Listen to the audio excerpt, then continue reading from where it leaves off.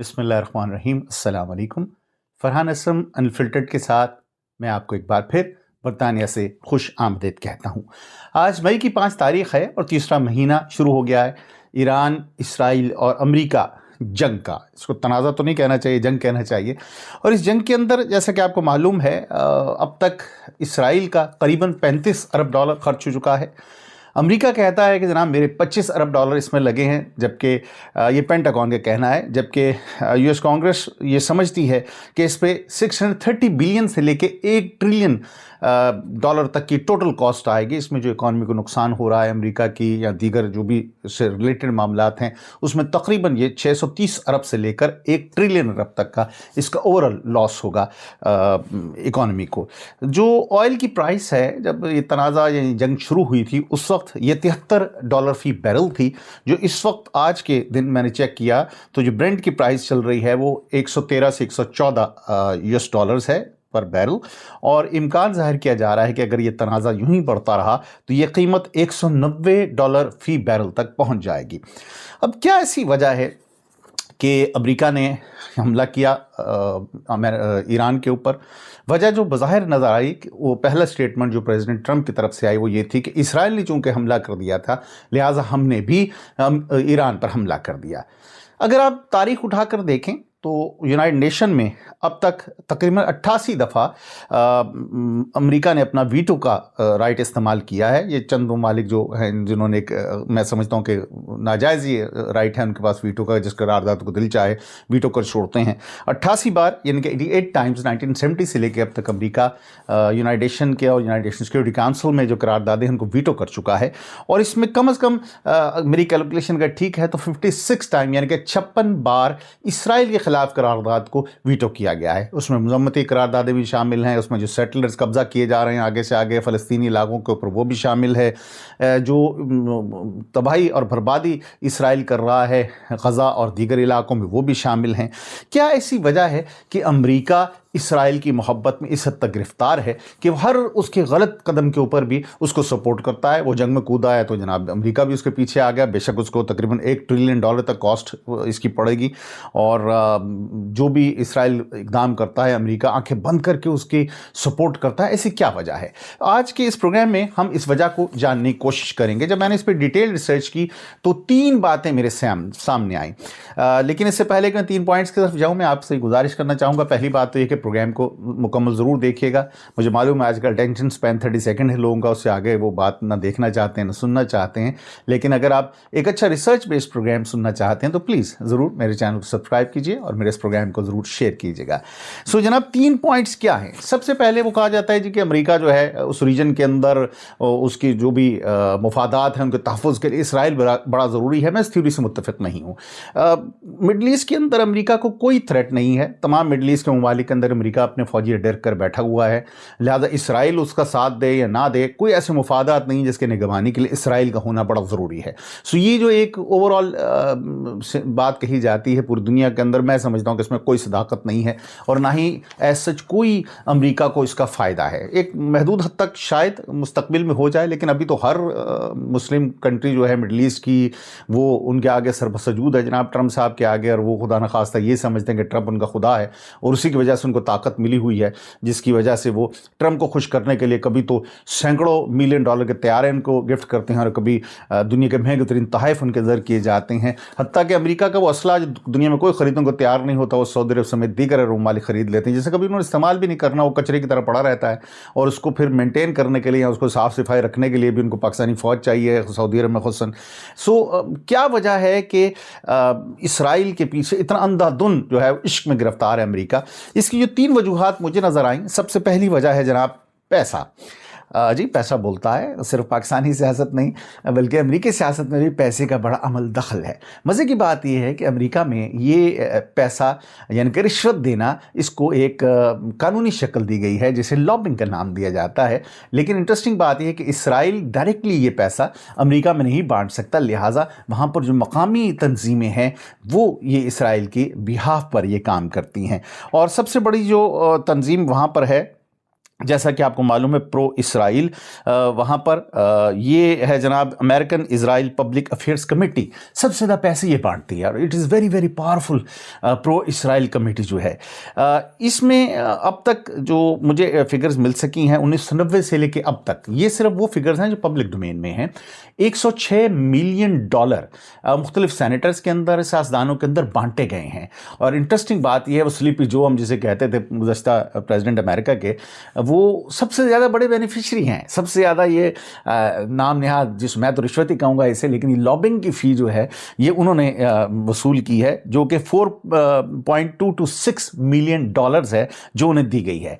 उन पे ये भी कहा गया है कि जब वो सदर बने थे तो उसके बाद जो रकम उन्हें दी गई, बाज़ गैर मुसद्दक़ा ज़राए के मुताबिक जो इल्ज़ाम उन पर आया वो अरबों डॉलर्स में बनती है। और यही ट्रंप के बारे में भी कहा जा रहा है कि उन्हें भी अरबों डॉलर्स के बिलवास्ता या बिलावास्ता बेनिफिट्स दिए गए हैं। बहरहाल ज़ाहिर है कि ये अब उनको ऐसी ब्लैक एंड वाइट में चीज़ नहीं जिसे मैं साबित कर पाऊँ, लिहाजा ये हम इन्हें इल्ज़ामात ही कहेंगे और इल्ज़ामात की हद तक ही हैं। लेकिन जो सबसे बड़ा मैं समझता हूँ कि डिसाइडिंग फैक्टर है अमेरिका के सियासतदानों की सपोर्ट का इसराइल की, वो पैसा है।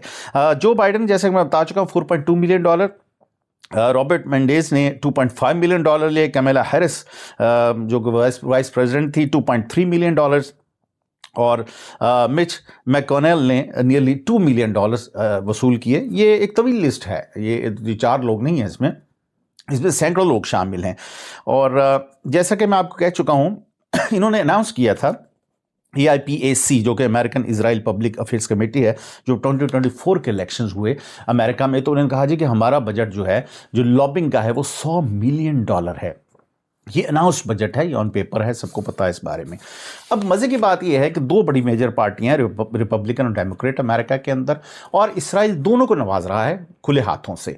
और सिर्फ यही नहीं कि टॉप टियर के सियासतदानों को नवाज रहा है, मींस का प्रेसिडेंट या जो सेनेटर्स हैं या कांग्रेसमैन हैं, सिर्फ उन्हीं को ही ये लॉबिंग फ़ी अदा की जा रही है, बल्कि वो ग्रास रूट लेवल से वो कैंडिडेट्स जो कि वो समझता है कि इसराइली मुफादात का तहफ़्फ़ुज़ करेंगे, उनको सपोर्ट करना शुरू कर देता है। 2024 के इलेक्शन के अंदर ये कहा जा रहा है कि ऐसे कैंडिडेट्स जो इसराइल की तरफ ज़्यादा जिनका रुझान था, या जो इसराइल समझता था कि उसको सपोर्ट करने के लिए, अमेरिका में उसके मौक़िफ़ को कायम रखने के लिए, अमेरिकन सपोर्ट को कायम रखने के लिए उसका साथ देंगे, उन पर ऑन एवरेज $150,000 उनको दिए गए, $1,50,000। और जबकि दूसरी जानिब ऐसे जो प्रो इजराइल नुमाइंदे थे, उनको सिर्फ $18,000 मिले। ये अमेरिका ज़ाहिर है कि प्रो इजराइल लॉबीज़ ने तो उनको नहीं दिए, लेकिन ये दो से फंडिंग उन्हें इकट्ठी हुई, वो सिर्फ $18,000 कहाँ और $150,000 कहाँ। आप इसका फ़र्क देखिए किस हद तक वो पैसे लगाता है इसराइल या इसराइली लॉबीज़ उसके बिहाफ पर। और ये ग्रास रूट लेवल से वो शुरू कर देते हैं। जैसे कोई सियासतदान ऊपर आना शुरू होता है, प्राइमरीज़ के अंदर उन्हें नज़र आता है कि उनके मुफाद का है, वो फ़ौरन उस पर इन्वेस्टमेंट शुरू करते हैं, तो उसको पैसे देने शुरू कर देते हैं। यही वजह है कि आपने अगर देखा हो न्यूयॉर्क के मेयर का इंतखाब हुआ था कुछ माह पहले, उसमें जितने मेयर से उनसे जब ये सवाल किया गया टेलीविजन के ऊपर कि आप इलेक्शन जीतने के बाद कहाँ जाएंगे, तो सवा एक शख्स के, जो कि मुसलमान कैंडिडेट है, जबकि मेयर हैं मेयर ममदानी, वहाँ पर उन्होंने सिर्फ ये कहा कि वो न्यूयॉर्क की 5 बॉरोज़ के अंदर जाएंगे। बाकी सब ने कहा जी हम इसराइल जाएंगे, हम इसराइल जाएंगे। तो भाई वहाँ जाके सरबसजूद क्यों हो रहे हैं? वजह यह है कि उनको फंडिंग और पैसे मिल रहे थे। प्रो इजराइल जो बिलियनियर्स थे, उन्होंने न्यूयॉर्क के इलेक्शंस के अंदर बहुत ज़्यादा पैसा झोंका था, और जिसकी वजह ये थी कि सारे इस बात को ये प्रूव करने की कोशिश कर रहे थे कि उनसे ज़्यादा इसराइल का बड़ा वफादार कोई नहीं हो सकता। बहरहाल इसमें दोनों तरफ मैंने आपको बताया कि रिपब्लिकन डेमोक्रेट पार्टीज़ को उन्होंने नवाजा, और इसमें टोटल जब ये 2024 की जो में इलेक्शंस हो रहे थे, उसके अंदर 389 कैंडिडेट्स से टोटल 399। इसमें रिपब्लिकन साइड में 233 जो नुमाइंदे थे, उनके 233 उनको प्रो इसराइल लॉबीज़ ने फंडिंग दी। दूसरी जानिब डेमोक्रेटिक साइड ने भी इस बहती गंगा से हाथ धोए। 152 डेमोक्रेट्स हैं जिन्होंने वो प्रो इसराइल लॉबीज़ से पैसे वसूल किए। सो कोई भी हुकूमत, कोई भी पार्टी अगर हुकूमत में आती है तो इसराइल का असर रसूख इतना ज़्यादा है, असर रसूख से मुराद ये कि इतना ज़्यादा उसने ऑलरेडी सबको पैसे दिए हुए हैं, पैसे खिलाए हुए हैं, कि वहाँ पर इसराइली मुफादात का तहफ़्फ़ुज़ करना उनके लिए बड़ा आसान हो जाता है। अमेरिकी कांग्रेस या ईमान नुमाइंदगान के अंदर कोई भी बिल इसराइल के खिलाफ पास करना बड़ा मुश्किल हो जाता है। जो फंडिंग अमेरिका अप्रूव करता है वो भी ज़ाहिर है कि फ़ौरन अप्रूव हो जाती है, क्योंकि अप्रूव करने वाले वही लोग हैं जो माजी में भी उनसे फ़ायदा हासिल करते रहे हैं और मुस्तक़बिल में भी इम्कान यही है कि वो प्रो इसराइली लॉबिस्ट से फ़ायदा हासिल करते रहेंगे। इसमें एक इंटरेस्टिंग बात यह है कि 30 मिलियन उन्होंने कहा है जी कि दो सिर्फ मेंबर्स के ऊपर जो प्रोग्रेसिव मेंबर्स हैं उनके खिलाफ खर्चा गया, और जो भी कोई ऐसा नुमाइंदा है जिसके बारे में उनका ये ख्याल है कि ये प्रोग्रेसिव है, ये इसराइल के अगेंस्ट जा सकता है, फिर उसके अगेंस्ट वो खजानों के मुंह खोल देते हैं। ये तो एक एंगल था इसका सबसे पहला कि पैसे बहुत बड़ा इसमें किरदार अदा करते हैं। मिलियंस ऑफ डॉलर्स मिल रहे हैं किसी को, तो जाहिर है कि वो कहना जिसका खाओ उसके गुन गाओ, वो वाली सूरत हाल है। दूसरा एंगल इसमें स्पिरिचुअल एंगल भी है। स्पिरिचुअल एंगल क्यों है? ये एवेंजेलिकल क्रिश्चियंस जो हैं इनकी एक बड़ी तादाद है अमेरिका के अंदर, और तकरीबन रफली एक क्वार्टर जो है यानी कि एक चौथाई हिस्सा ये बनता है इनका अमेरिकन पॉपुलेशन के अंदर, या अमेरिकन जो क्रिश्चियंस हैं वहाँ पर ओवरऑल। और इनका मानना ये है कि जेनेसिस 12.3 में ये कहा गया है कि I will bless those who bless you and whoever curse you I will curse. इनका ये कहना है कि बाइबल में मेंशन किया गया है इज़राइल को, और ये बताया गया है कि हज़रत ईसा अलैहिस्सलाम द्वारा दुनिया में आएंगे और उसके लिए इज़राइल को सपोर्ट करना बड़ा ज़रूरी है। लिहाजा ये एक मजहबी फरीज़ा जानते हुए ये एक स्पेसिफिक जो फैक्शन है क्रिश्चियनिटी का, ये उन्हें बहुत ज़्यादा सपोर्ट करता है, जिसकी वजह से आप ये देखिए, क्योंकि वो समझते हैं कि जितना जल्दी एंड ऑफ द डेज़ की तरफ हम बढ़ेंगे, जितना जल्दी ये सारे जो प्रेडिक्शंस की गई थी कि हैकल सुलेमानी बनेगा एक बार फिर, वहाँ पर ग्रेटर इसराइल होगा, जितने ज़्यादा ये जल्दी ये तमाम मामला पाए तकमील तक पहुँचेगा, हज़रत ईसा की वापसी उतनी जल्दी होगी, और उतनी जल्दी ज़ाहिर है कि बकौल उनके क्रिश्चियनिटी एक बार फिर पूरी दुनिया पर छा जाएगी। And that is one of the major factor के वो इसराइल की आंखें बंद करके वो जो भी जुल्म बपा किए हुए पूरी दुनिया के अंदर, मिडल ईस्ट का उन्होंने सारा अमन तबाह कर दिया है, लेकिन इसके लिए इसके बावजूद भी अमेरिका आंखें बंद करके उनको सपोर्ट कर रहा है। और एक इसमें मजहबी एंगल भी मौजूद है। आपको मालूम होगा ट्रंप ने भी अपने यहाँ जो मजहबी उनके रहनुमा हैं उनको बुलाया और अपने दुआ कराई, और वो उन्होंने कहा जी कि ट्रंप का कहना जो है वो खुदा का कहना है, नौज़ बिल्ला। सो इस किस्म के रिमार्क्स दिए गए वो सिर्फ ट्रंप को खुश करने के लिए। लेकिन मैं बात ये कहना चाह रहा हूँ कि पैसे के साथ साथ इसमें मजहबी एंगल भी बहुत नुमाया है, और ट्रंप इंतजामिया समेत माजी में भी बारहा इस मजहबी एंगल को एक्सप्लोर करने की कोशिश की गई, या इसे एक्सप्लॉइट करने की कोशिश की गई है राय आमों को हमवार करने के लिए। सलीबी जंगों से लेकर आज तक सिलसिला जारी है। 9/11 भी जब हुआ था तो आपको बुश का स्टेटमेंट शायद याद हो, अगर आप उस वक्त इतने बड़े थे नहीं थे तो उसको दोबारा ज़रूर देखिएगा, जिसमें उन्होंने इस जंग को सलीबी जंग से तशबीह दी थी। बाद में उन्होंने फिर ज़ाहिर है कि अपना बयान बदल लिया था, लेकिन एक बार जब आपने बात कह दी, ज़ुबान से लफ्ज़ निकल गए तो गए। इससे जो उनकी मेंटालिटी है या उनकी माइंड सेट है उसका हमें अंदाज़ा होता है कि सलीबी जंग ख़त्म नहीं हुई, वो बदस्तूर जारी है। पहला एंगल पैसा, दूसरा एंगल मजहबी, और तीसरा एंगल इसमें जो मिलिट्री इंडस्ट्रियल लूप है वो मौजूद है। जितनी भी आप समझ, इसराइल को हर साल 3.8 बिलियन के करीब तकरीबन मिलिट्री एड दी जाती है अमेरिका की जानिब से, और इसमें बेशतर मिलिट्री एड जो है वो वापस अमेरिकी इंस्टीट्यूशंस के पास आ जाती है, जैसे लॉकहेड मार्टिन है या बोइंग कंपनीज हैं या दीगर कंपनीज जो असला बना रही हैं, ये पैसा वापस उनके पास आता है और फिर ये असला इसराइल को प्रोवाइड किया जाता है। ये भी एक एलिमेंट है कि वो रकम उसका बेशतर हिस्सा क्योंकि अमेरिका को वापस आ जाता है। अमेरिका समझता है कि चलो उसकी इकोनॉमी में ये रकम गर्दिश कर रही है, लिहाजा उसके लिए ये प्रॉब्लमेटिक नहीं है। ये अगर आप सारा सिनेरियो देखें तो मुझे ये 3 मेजर बातें दिखाई देती हैं कि ये क्यों अमेरिका को इतनी मोहब्बत है इसराइल से।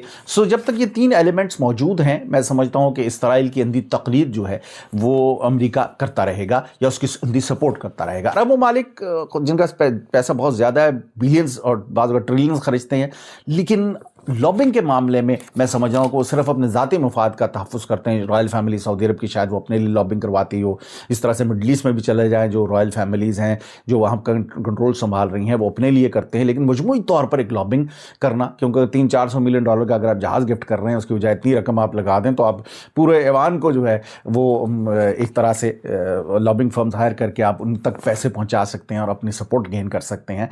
जहाँ तक मेरा इल्म है, जिस हद तक इसराइल ये काम कर रहा है है हम मुस्लिम ममालिक को काम करने से कासिर हैं। ये कोई वजह नहीं कि हमारे पास पैसे नहीं है, शायद हम उतना दूर सोच नहीं रहे, या हम समझते हैं कि मेरा ज़ाती मुफाद उम्मा के मुफाद से ज़्यादा इंपॉर्टेंट है, इसलिए हम वहाँ पर लॉबिंग नहीं करना चाहते। ये जनाब मेरा आज का प्रोग्राम था, पसंद आया हो तो ज़रूर इसे शेयर कीजिएगा और मेरे चैनल ज़रूर सब्सक्राइब कीजिए। मैं हूँ फरहान असलम, बरतानिया में रहता हूँ, 29 बरस से सहाफ़त के साथ वाबस्ता हूँ। मेरे बारे में अगर जानना चाहें तो मेरी वेबसाइट farhanaslam.com पर तशरीफ़ ले जाइए। मुझे इजाज़त दीजिए, बहुत जल्द एक नए प्रोग्राम के साथ आपके सामने हाजिर हूँगा। फ़ी अमान अल्लाह।